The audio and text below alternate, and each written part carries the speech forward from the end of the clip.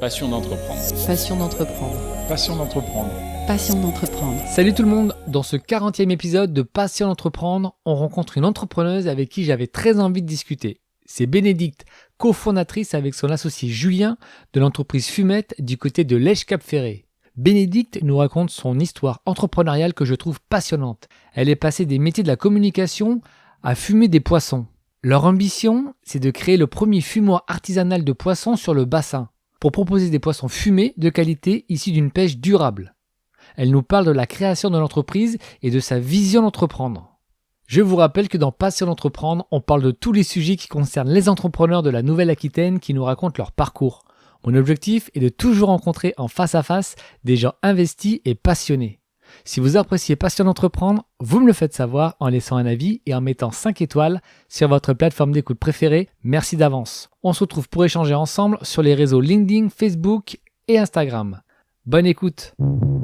Bonjour Bénédicte. Bonjour. Merci d'être dans Passion d'entreprendre. Comment vous est venue l'idée de créer Fumette ? Alors, l'idée m'est pas venue en un jour. C'était le résultat de, finalement, le fruit de plusieurs années de réflexion, d'exploration autour de projets dans cet univers-là ou dans d'autres. C'était finalement, je crois, le résultat de l'aboutissement de tout un cheminement. C'était déjà une reconversion pour moi, parce que j'ai travaillé pendant 10 ans dans le marketing, dans la communication. J'ai toujours eu quelque part l'envie d'entreprendre.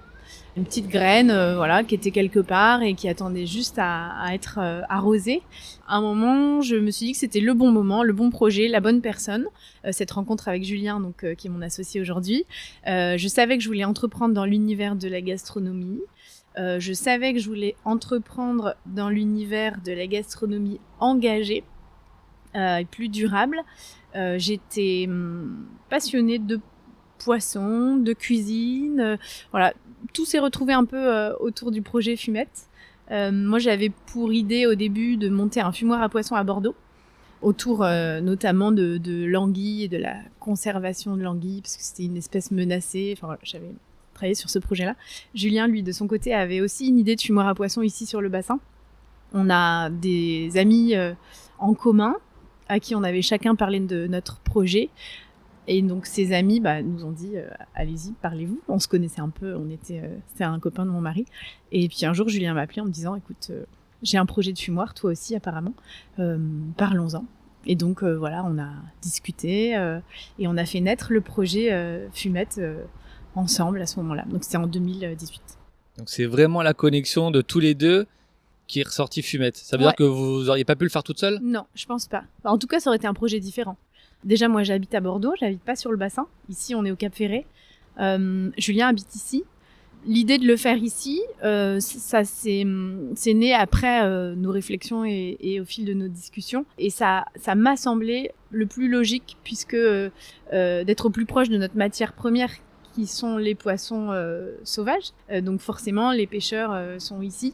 Et puis, c'est un lieu quand même assez emblématique. Donc, Fumette est né là. Et puis, ça aurait été un projet différent si j'avais pas été associée, mais en même temps, je suis même pas sûre. Je sais pas si je l'aurais fait seule. Et justement, par rapport à ce parcours, quel conseil vous donneriez, vous, à une personne qui a envie d'entreprendre ? Chaque parcours est différent, donc j'ai pas de théorie qui s'appliquerait. Chacun fait son propre parcours. Je sais que si j'avais commencé à entreprendre tout de suite après mes études, j'aurais peut-être pas été assez mûre. L'expérience que j'ai eue dans les entreprises dans lesquelles j'ai travaillé, même si c'était dans d'autres domaines, ça nourrit déjà quand même beaucoup de choses. Après, c'est sûr que si j'avais commencé à entreprendre plus jeune, sans enfant, sans tout ce bagage-là qu'on a quand on a presque 40 ans, j'aurais peut-être été plus disponible. Je pense que chaque parcours est différent. Moi, ça s'est construit comme ça. Le faire plus tôt, c'était pas le moment pour moi. Et est-ce que vous pouvez nous raconter un échec justement qui vous a construit par rapport à ce parcours ? Par rapport à Fumette ou par rapport à mon parcours avant la finalité c'est Fumette, on va dire, parce que c'est maintenant. Ah oui, alors oui, j'ai exploré plein d'autres idées de business qui n'ont jamais vu le jour. Mais je le faisais toujours en parallèle de mon salariat. J'ai envisagé, à un moment, d'ouvrir un restaurant avec une copine à Bordeaux. Heureusement qu'on l'a pas fait et qu'au dernier moment, on a dit non. parce qu'on serait plus copines aujourd'hui, je pense. Et puis c'était pas du tout le bon projet.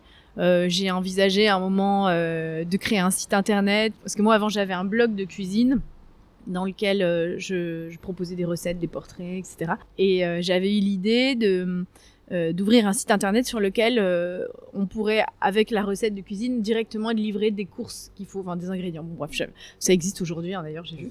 Ouais. Mais HelloFresh pour les citer. voilà. Mais bon, c'était une autre forme de projet. Mais bon, voilà. Eux, c'était le bon moment pour eux de la sortir. C'était pas le bon moment pour moi. Mais ouais, j'ai exploré plein de possibilités. Et puis, naturellement, c'est pas fait. Donc, ça veut dire que c'était pas les bons projets pour moi, pas le bon moment. Voilà, faut être, je pense aussi assez à l'écoute des signes. À un moment, il y a le bon projet, il y a la bonne personne, il y a le bon endroit, il y a le bon moment. Faut attendre un peu que les planètes s'alignent, je pense. Et on parle de chance aussi ou pas? Ouais, bien sûr, mais en même temps, on cultive la chance aussi. Bon, donc, oui, il y a une part de chance, mais je pense que ça se travaille. On creuse un peu le lit de la chance et après, elle est prête à arriver. Est-ce que la cause climatique vous questionne sur votre activité? Ah oui, bah complètement, puisque nous, on a monté ce projet-là vraiment justement avec des valeurs hyper fortes et très engagées sur le climat. Enfin, en tout cas, à notre échelle, notre prisme, c'est plutôt l'alimentation durable, la pêche durable. On a pris le parti dès le début de ne pas travailler de saumon d'élevage. Parce qu'aujourd'hui, voilà, c'est quand même une ressource, c'est de l'agro-industrie, ça vient de très loin. On est loin de l'idée qu'on a du saumon fumé comme un produit noble. Donc, voilà, déjà, il n'en était pas question pour nous. Et après, on sélectionne les pêcheurs avec lesquels on travaille en fonction des méthodes de pêche, de la taille de leur bateau. On est hyper engagé dans la pêche durable. On ne transforme que des espèces qui ne sont pas menacées. Typiquement, on ne fait pas d'anguilles. On en revient à ça, on ne fait pas d'anguilles parce que c'est une espèce qui est menacée. On s'interdit de transformer des produits dont la ressource est fragile ou menacée. Et ça se passe comment justement le process? Donc le pêcheur vous amène le produit, ouais. Le poisson frais, exactement. Et ensuite on écaille le poisson, on filette, donc on lève les filets, on désarrête. Il y a d'abord une phase de salaison au gros sel de l'île de Ré. Le but, ça va être en fait de remplacer l'eau par le sel dans les cellules du poisson. Donc ça va prolonger sa durée de vie, ça va lui donner du goût, mais ça va aussi contribuer à l'assainir et à prolonger sa durée de vie. Ensuite, on rince, il y a une phase de maturation. Et le lendemain, on fume. Et nous, on fume à froid. Ça veut dire qu'il n'y a pas de cuisson. C'est simplement exposé à une fumée qui ne va pas au-delà de 24-25 degrés. Et on fume au bois de hêtre. Et ça aussi, ça va donner du goût au poisson. Et ça va, là encore, contribuer à prolonger sa durée de vie parce que la fumée a des vertus antioxydantes, antibactériennes. Donc, c'est tout ce process-là qui est purement artisanal. On est vraiment dans l'artisanat. Ça dure finalement une semaine entre le moment où on reçoit le poisson et le moment où il est prêt à être vendu et mangé. Donc on est vraiment dans l'artisanat, mais c'est un process long, mais qui est, en soi, il est qualitatif pour ça. Ça veut dire que vous avez dû faire des formations Pas en amont? Franchement, non. Enfin, si, on a fait des formations d'hygiène alimentaire, HACCP, etc. Et ensuite, on s'est un peu formé sur le tas. Moi, j'avais un gros bagage cuisine à la base. Julien, lui, a aussi un gros réseau pêcheur. Donc, lui, c'est plutôt la partie approvisionnement, c'est plutôt lui qui gère ça. Moi, c'était plutôt l'approche culinaire parce qu'on a... Enfin, c'était intéressant parce que, comme ni l'un ni l'autre n'avions des expériences dans des fumoirs auparavant, on est reparti d'une page blanche en se basant sur des écrits, sur finalement de la science, un process fixe, quoi, je veux dire en rigide en tout cas, et on a fait nos propres expérimentations. Et donc on est arrivé à des produits que finalement on ne trouvait pas vraiment ailleurs. Actuellement, vous êtes combien à travailler ensemble ici? Alors à l'année, on est 2 associés et une salariée en CDI. Et justement, avec Julien, vous répartissez bien les tâches ou il y a un petit côté aussi, ça dépend des moments, toi tu fais ci, moi je fais ça, ou vraiment c'est bien défini, c'est carré? C'est très carré. Ça l'est devenu, parce que ça fait 5 ans. Donc, au début, on faisait un peu tout, tous les deux, ensemble. Aujourd'hui, on a chacun nos missions. Et je pense que c'est vraiment ça qui est le plus sain dans une association.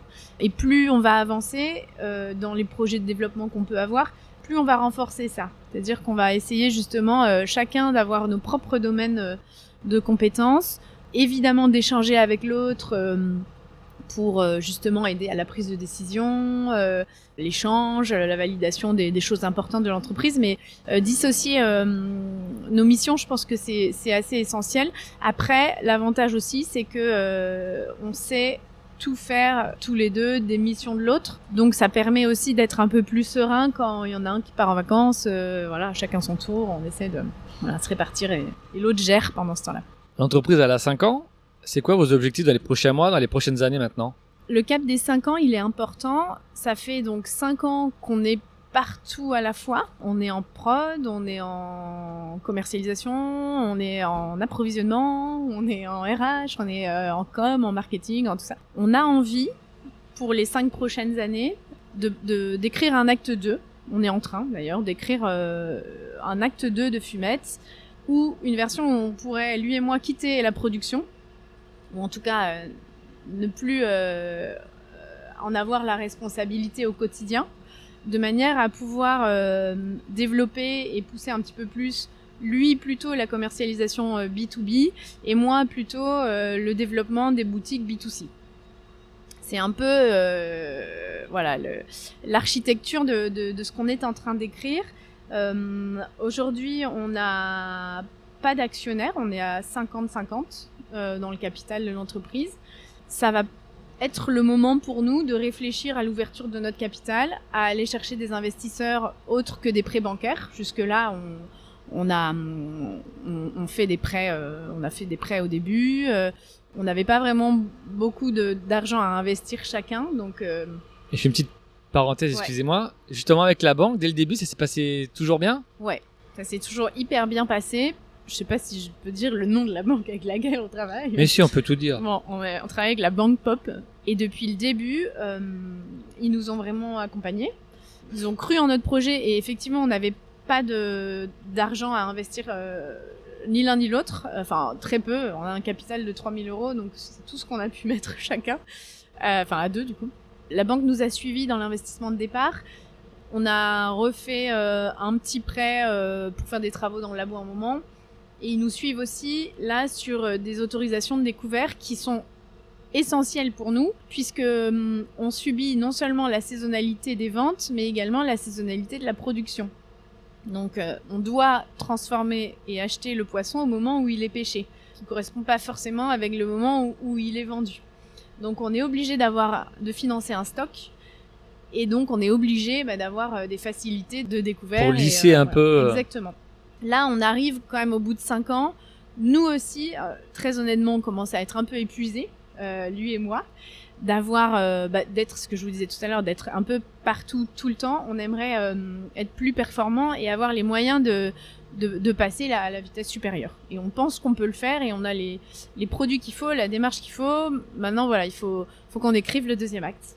Ça veut dire que vous souhaitez développer encore plus de boutiques ou d'acheter carrément en ligne, parce que justement les produits on peut les acheter où maintenant ? Alors, ici, aujourd'hui, au Cap Ferré. Ouais, aujourd'hui notre business model, en gros, on est à 65% de vente directe, et donc ça se fait principalement dans nos boutiques, nos 2 boutiques. On a une petite partie de vente en ligne, mais on capitalise pas dessus parce que nous c'est des produits frais avec une DLC courte. Et c'est un coût aussi d'envoyer. Et donc voilà, le coût du transport, quand on a plus cher de chronofresh que de poisson, ça freine quand même pas mal. Donc ce canal est à la disposition des clients qui souhaitent le faire. On a une petite base de clients web, mais on pense pas que c'est l'avenir pour nous. En tout cas, pas avec ce type de produit. On bosse pas mal aussi sur des marchés de Noël, des ventes privées, des choses comme ça. Est-ce qu'on serait sur un marché un peu de niche, donc de haute qualité du produit, peut-être avec des restaurateurs aussi? Alors du coup, ça c'est la partie B2B. On a donc 35% de notre chiffre d'affaires, c'est du B2B. Et on va dire que c'est la moitié, ce sont des revendeurs, principalement à Bordeaux, sur le bassin, un petit peu à Paris. Et l'autre moitié, c'est du CHR, donc des restos, Alors, ça va être des restos assez haut de gamme, des étoilés ou des bistrots, des bars à vin qui recherchent en fait des produits de qualité prêts à servir sans forcément trop de cuisine autour et d'accompagnement. Donc, on est vraiment dans cette cible-là. Je pense qu'on pourrait se développer encore plus sur ces deux canaux. C'est-à-dire que si à un moment on envisage d'avoir une boutique à Bordeaux, c'est dans les plans aussi. C'est quelque chose qui peut être porteur.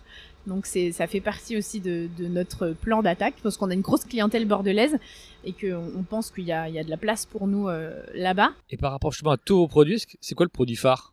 Alors Le nous, number one. le produit qu'on aime et qu'on met en avant, c'est le mulet noir fumé parce qu'il représente en fait beaucoup de choses, symbolise pas mal de choses. Déjà, c'est excellent. C'est vraiment très très bon. C'est, on dirait un saucisson de la mer à l'apéro. C'est vraiment top. Et surtout, le mulet, c'est un poisson qui a pas du tout une bonne image. Mais quand il est bien pêché par les bonnes personnes au bon endroit, il est aussi qualitatif, voire plus que du bar. Et donc, notre mission aussi, c'est un peu de redorer le blason des poissons moches, quoi, un peu, ou qui n'ont pas forcément une super image, et d'utiliser la salaison et la fumaison pour les valoriser. Donc, il symbolise bien cette démarche-là. Ça veut dire que vous travaillez combien de poissons à peu près? Au fil de l'année, on travaille une dizaine d'espèces, ouais. Et après, c'est comme les fruits et légumes, il y a une saisonnalité. Typiquement, là, on est en pleine saison du thon blanc.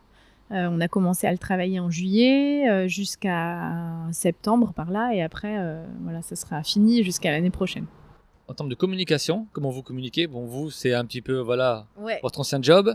Vous communiquez essentiellement sur les réseaux. Comment ça se passe? Alors, effectivement, j'ai travaillé 10 ans là-dedans. Pour moi, faire naître cette entreprise, c'était aussi faire naître une marque.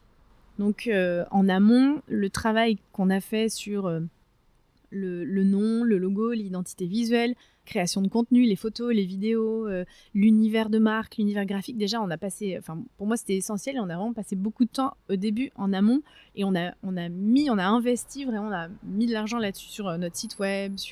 C'était important de créer aussi un univers de marque en même temps que de lancer et de produire nos produits. Donc, on a une base qui est ultra qualitative. Maintenant, on n'a pas de budget, on n'a pas d'agence de com. On a pas mal de contenu photo parce que soit on le fait nous, soit on a des copains photographes ou moi j'ai encore des copines blogueuses ou voilà. Donc on a du contenu de qualité. Maintenant on n'a pas de budget donc on sponsorise pas. En fait, moi je pars du principe que je préfère communiquer de manière qualitative plutôt que de communiquer à l'excès et de porter atteinte à la qualité de notre marque.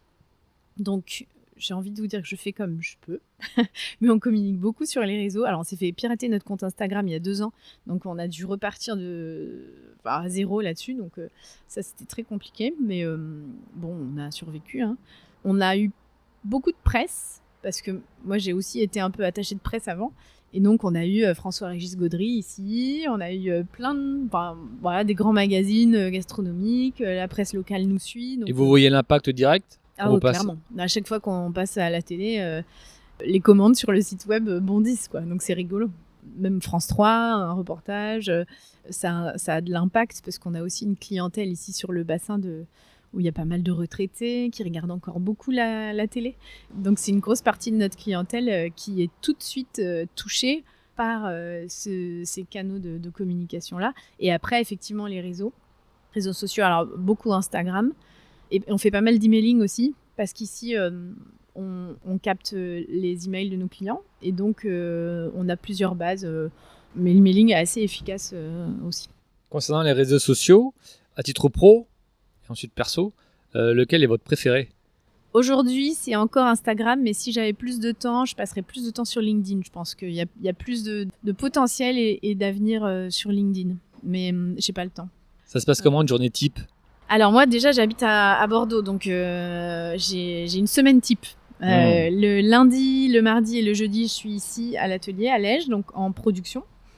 Et après le mercredi et le vendredi je suis à Bordeaux et je fais tout ce qui est administratif, communication, commercialisation, etc. Mais une journée type d'atelier, si on a reçu du poisson la veille, puisque c'est toujours un peu aléatoire, On arrive, donc on se met en tenue de combat. Et puis, on va passer des heures les mains occupées. Mais en même temps, c'est les meilleurs moments où c'est là où on a les meilleures idées. C'est-à-dire que travailler avec ses mains, ça permet aussi de faire naître des échanges et de construire des projets. Donc finalement, voilà, on fait travailler un peu tout en même temps, mais on fait beaucoup de choses avec nos mains. Et puis après, donc ça va être par exemple une matinée comme ça. Et puis l'après-midi, on va plutôt travailler sur des dossiers de fond, sur des plannings, sur l'administratif, sur des projets, sur voilà, tout le reste, quoi. Ou le soir d'ailleurs, parce que souvent la prod, c'est l'après-midi également. Ma dernière question, est-ce que vous avez un mot ou une phrase pour vous motiver tous les matins ? Un jour après l'autre. Voilà, faut prendre chaque journée, essayer de rayer les choses de sa to-do list et de se projeter sur des nouvelles. Et puis, c'est une espèce de philosophie du jour précis, quoi. Bien, merci beaucoup Bénédicte. De rien. Longue vie à Fumette. Ouais. J'espère que cet entretien vous a plu. Si vous voulez poser des questions, me proposer des noms d'entrepreneurs passionnés, on se retrouve sur les réseaux LinkedIn, Facebook et Instagram. Vous pouvez également laisser des messages sur Spotify, Apple Podcasts et YouTube. Soyez forts et déterminés dans tous vos projets. On se retrouve très vite dans de nouveaux épisodes de votre podcast. Passion d'entreprendre. Passion d'entreprendre. Passion d'entreprendre.